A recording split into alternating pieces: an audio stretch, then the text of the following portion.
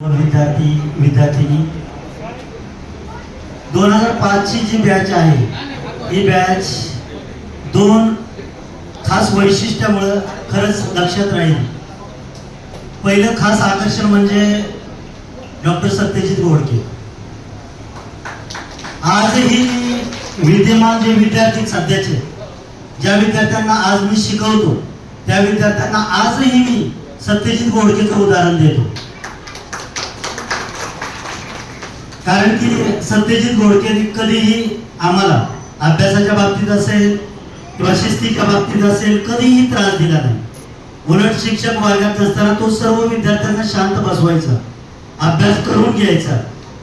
शिवाय ज्या विद्यार्थ्यांना मॅथ असेल, सायन्स असेल, इतर विषय असतील त्यांचे तो प्रॉब्लेम सॉल्व्ह करायचा. त्यानंतर मला अजूनही आठवतंय स्नेह संमेलन होतं. स्नेह संमेलनामध्ये आपण ड्रामा करायचा हा एक आपण भाग केलेला होता. त्याच्यामध्ये नकला करायच्या. मला रामेश्वर अजूनही आठवतोय. रामेश्वर दारुड्याची नक्कल करणार होता आणि नेमकं